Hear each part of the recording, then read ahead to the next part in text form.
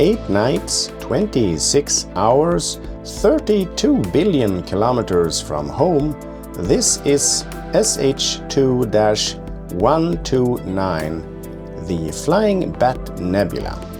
And hidden inside it, one of the rarest, faintest objects an astrophotographer can capture from the backyard. I'm going to show you how I found it.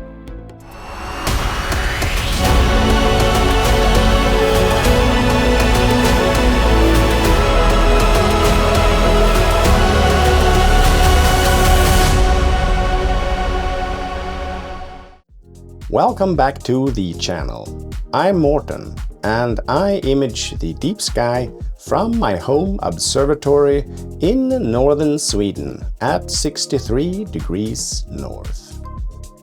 I captured this object 3 years ago, and I've been eager to come back to it and do it justice. SH2-129 and OU4, the Flying Bat and the Giant Squid, are two of the most visually striking objects in the northern sky. But the squid especially is a challenge. It's one of the faintest objects regularly captured by amateur astronomers. You need a lot of data, a lot of patience, and at this latitude you need to catch every usable hour of dark sky before the Swedish spring makes the nights too short. In this video, I'm going to walk you through the science behind these two remarkable nebulae, how the data was collected, and how I processed it in PixInsight using the HOO palette with synthetic RGB stars. Let's start with what we are actually looking at.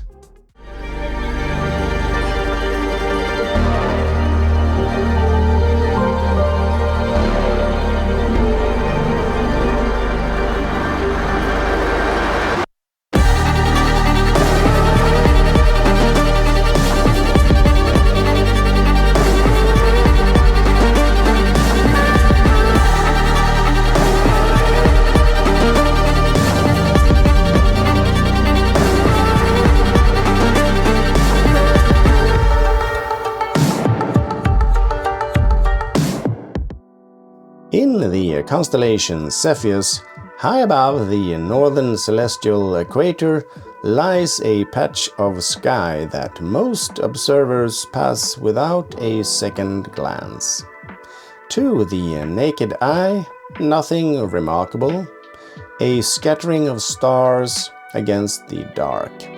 But collect enough light, the right kind of light, and the sky reveals something extraordinary. The first object is catalogued as SH2-129. Stuart Chopless added it to his survey of ionized hydrogen regions in 1959, object number 129, in the second edition of a catalogue built from photographic plates long before digital cameras made the job easy. We call it the Flying Bat Nebula.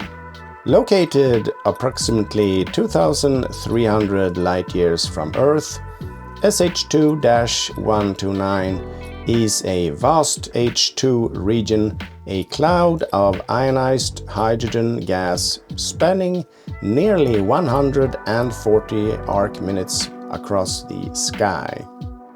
That's almost 5 times the apparent diameter of the full moon. At its actual distance, those wings stretch roughly 94 light-years from tip to tip. What lights it up? Young, massive, hot stars embedded within the cloud, stars whose ultraviolet radiation is so intense It strips electrons from hydrogen atoms. When those electrons recombine, they release a photon. At 656 nanometers, hydrogen alpha, the deep red glow we see. It is a star-forming region, destroying its own nursery, one photon at a time. But SH2-129 alone is not the reason this region demanded 26 hours of telescope time. In June 2011, a French amateur astronomer named Nicolas Outers was imaging this very nebula, looking in the light of doubly ionized oxygen. And in his data, he noticed something. A faint blue structure, structured, bipolar, unmistakably real. He had discovered something professional sky surveys had overlooked for generations.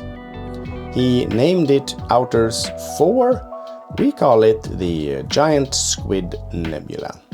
OU4 is thought to sit at the same distance as the Flying Bat, 2,300 light-years away. If that is correct, this squid spans nearly 50 light-years from tip to tip, making it one of the largest bipolar nebulae in the known sky. At its apparent center sits SH2-129, a triple system of hot massive stars. It is the engine. Stellar winds and radiation, sustained over tens of thousands of years, have inflated this enormous oxygen bubble into the shape we see today. OU4 glows not in hydrogen, but in oxygen. Doubly ionized oxygen at just over 500 nanometers. Blue. Cold against the red warmth of the bat that surrounds it. In the HOO palette, hydrogen to red, oxygen to blue and green. The bat and the squid speak in their own light. All you have to do is listen long enough.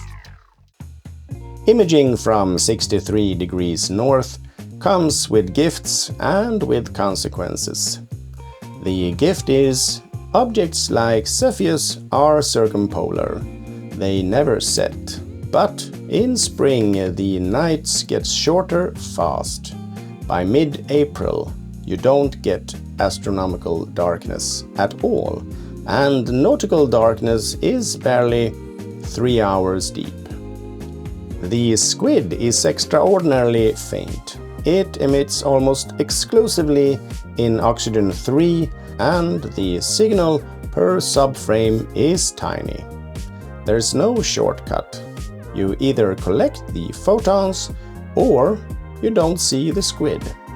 I also had to deal with something every astrophotographer at this latitude knows well: the aurora. On 2 of my 8 sessions, I had to abort early or wait for the aurora to settle, but I had an advantage that not many imagers have. My observatory is automated. Once the session starts, the telescope works through the night on its own. I can sleep and wake up to data. The data for this image was gathered over 8 sessions between March 10th and April 19th of 2026.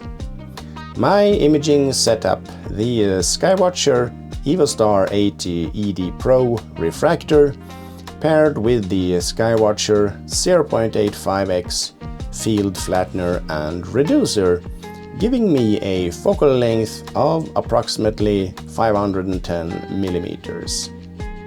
For the camera, I used the Player One Poseidon M Pro, a monochrome camera with the IMX571 sensor.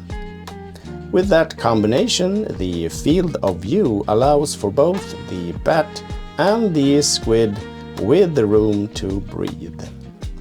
For filters, I used the Player One S-Series narrowband set, dedicated 7nm HA and O3 filters in the Player One Phoenix 7-position filter wheel. The narrow bandpass is critical for OU4. It blocks almost all unwanted light and transmits only the faint oxygen signal. In the end, 156 frames of H-alpha, 156 frames of O3, giving me a total of 312 light frames and 26 hours of integration. First we have the hydrogen alpha stack, and then we have the oxygen 3 stack. The bat is already obvious. The squid, well, you have to look hard, but it's there. Here we are in PixInsight.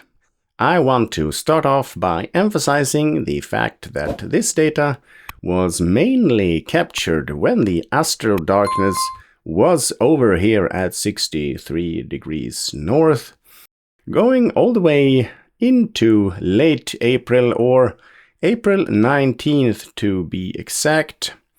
At that time up here I only had nautical darkness left.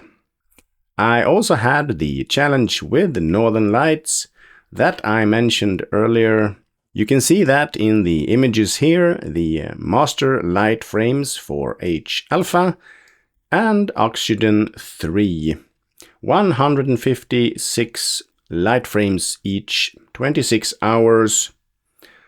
There is a lot of light pollution here, or gradients in this image.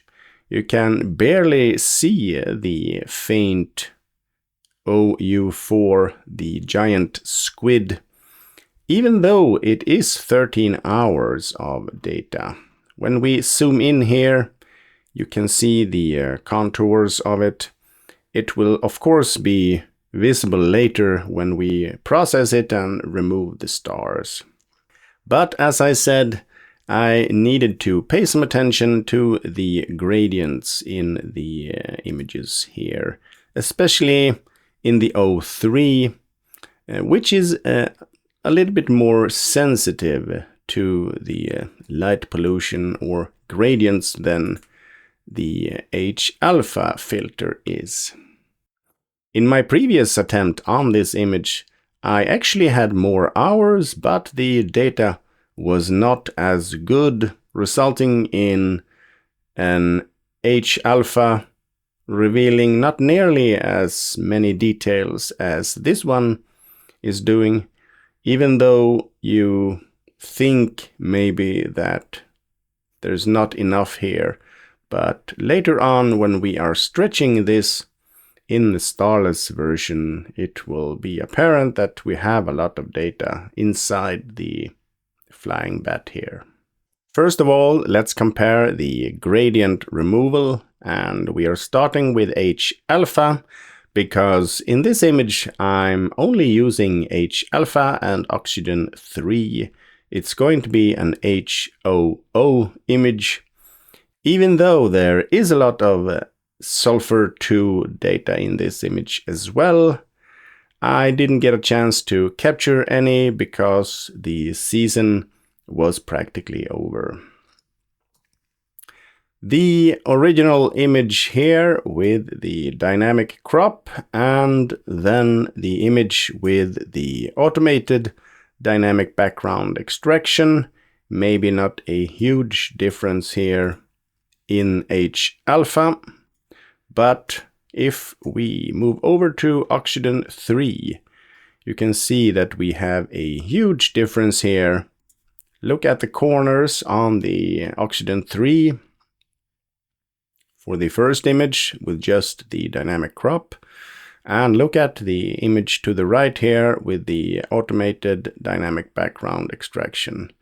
We can zoom in on the corner here, and then we can compare the two images here. And you can see that we have achieved a neutralization that is satisfactory for the oxygen 3 here. I just want to make a quick comparison to the last image and the oxygen 3 that I captured with the 294mm Pro camera and the ZW07 nanometer filters in comparison to the Player One, Poseidon M Pro Mono and the S-Series 7 nanometer filters. It is actually more data in the image to the left here. I can't remember exactly how much, but it was 40 hours in total for the O3 and H alpha, and now I have 26 hours in total. But if we zoom in here on this area, you can clearly see that we have a lot of halos in the old image here with the ZW07 nanometer filters, and you don't see the same halos with the filters on the right here. So definitely a big improvement when it comes to filter for oxygen 3 and the handling of halos overall, I would say. It doesn't matter if the stars are a bit big, you can handle that by shrinking them down a little bit, but when you have distinctive halos like this, it is very hard to process them out without leaving any residues whatsoever. So this star here, this will be a bit hard to handle, and it's much easier with the star on the right here. No big surprises for the linear processing. Started off with a dynamic crop. It didn't move much between these dates, I guess, but I always crop a little bit at the edges. The automated dynamic background extraction. No big surprises there, like I already described for you.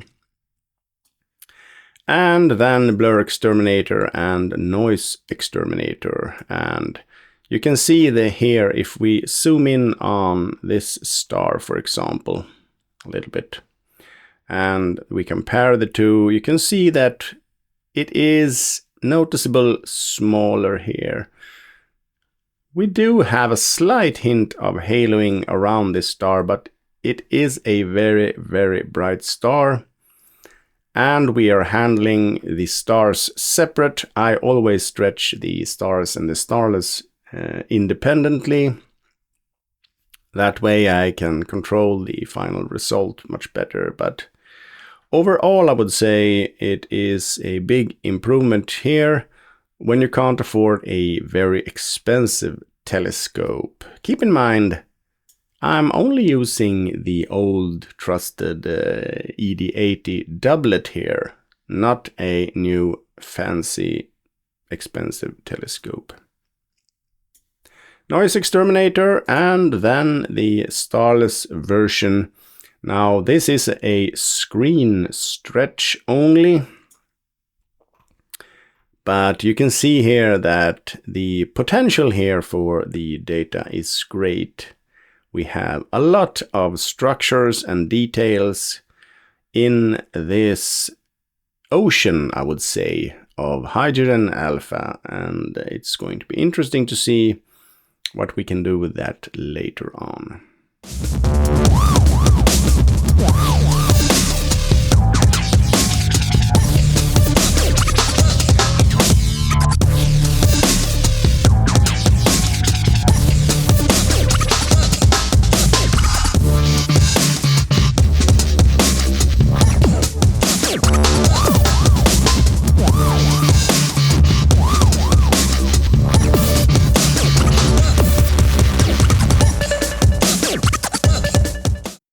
Starting with the stars this time, I normally do synthetic RGB stars from SH2, but this time I didn't capture any sulfur 2 at all.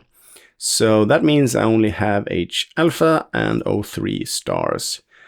I basically joined the HO stars the way I normally do, excluding the sulfur 2, getting as close to real life as possible, and then I used the spectrophotometric color calibration on the stars here,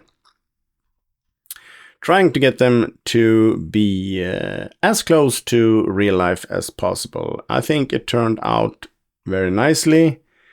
I have the star shapes and size that I want. I normally want to keep my stars very small in the images, not to compete with the main object, so to speak, but you can always stretch them more if you want the stars bigger. Oxygen 3 and hydrogen alpha was stretched using the normal method with generalized hyperbolic stretch. I'm happy with the result here. I have some good contrasting areas in the middle of the hydrogen alpha cloud here. And I also revealed some of the fainter details in the outer rims of the image here, making sure not to overexpose areas with highlight, because you don't want that to take over the image later when we are combining this into an HOO image and adjusting colors. For the Oxygen 3, I'm very pleased with the stretched result here. You can of course always want better and more clear, but the last time I did this, I actually had to clone stamp the entire Oxygen 3 because there were so much pollution in the frame overall, making it nearly impossible to just get this squid shape here to appear. So overall, I'm very pleased with the result. We have some Oxygen 3 in the image. Besides the bipolar structure of the squid here, there is Oxygen 3 all around, but we might want to keep that toned down or not. We will see when we blend it what happens. Joining the HOO image together, I opted to use the script from SETI Astro Perfect Palette Picker. I think that makes the job very easy. You simply select your light frames here. In my case, I have H alpha and I have O3, and I don't have linear input data at this time, so it is stretched, so you have to deselect. Then you can simply click on Create Palettes, zoom out to get the full view here, and simply select what appeals you the most to start with. Anything from HOO to a more realistic blend, or the 4XX palette here. I opted to go for the HOO, so with that generated, this was my starting point, and you can see that in the original HOO here, the red is somewhat already the nuance that I want, but the blue here is a bit more teal, and maybe you don't want that to start with. Maybe you want a more bluish color on the squid. So the first thing I did was to do a simple color correction here, making the teal squid more blue. Then I ran through some careful sharpening of the entire image, bringing out some more of the details here in the vast ocean of hydrogen alpha, and the normal noise reduction. You have a little bit of noise here. If you zoom in on the image there and then you can zoom in on this, you can see that we have handled the noise very well. I usually just go with another round of noise exterminator at this point on the entire starless image. And then I have my synthetic luminance step. I did not use H-alpha this time because that ruined the color combination completely. So I simply extracted the luminance from the image here after noise reduction.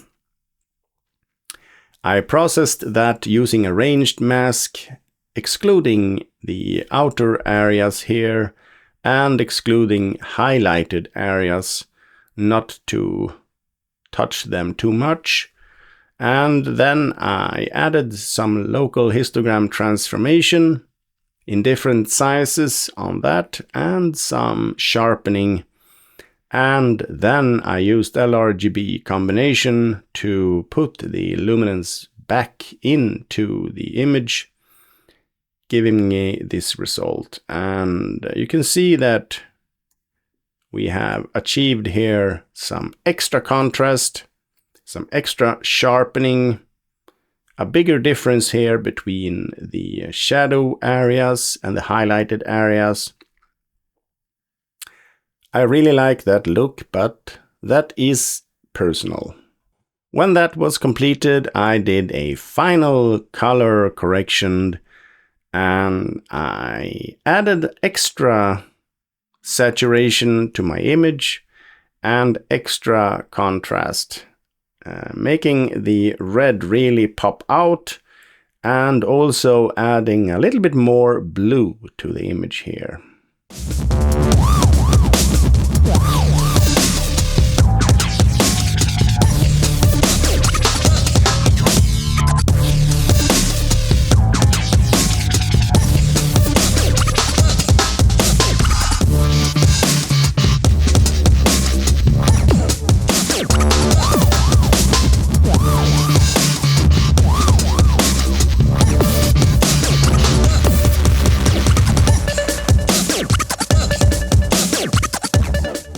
Processing nearly complete, and I just simply joined the starless version here and the stars together, producing this HOO image 26 hours of the Flying Bat and the Giant Squid Nebulas. Very pleased with this result, I must say. I will open up my old image here just to compare it to the new, and as you can see, you can barely see anything. And this is a lot more hours, but it was also over 3 years ago now, and my processing techniques, including stretching, has improved a little bit, I would say, over the years. So if you compare these two, it is basically night and day, even though it is a new camera and new filters. It is the same telescope in both of these images, and the same mount, the same guide camera, and the same guide scope. For now, enjoy this image.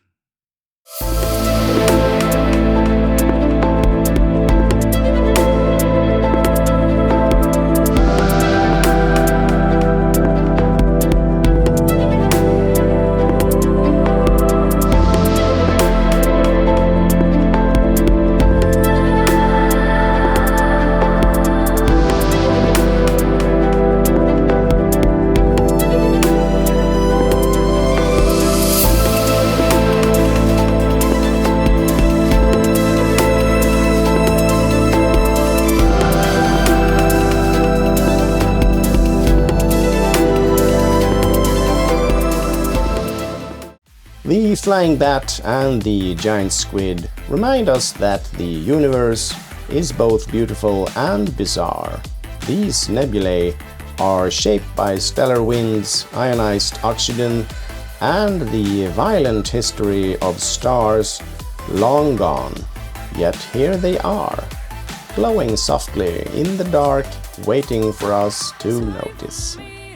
If you want more cosmic wonders like this, hit subscribe and join me for the next deep sky adventure. Thanks for watching and keep chasing the faint stuff.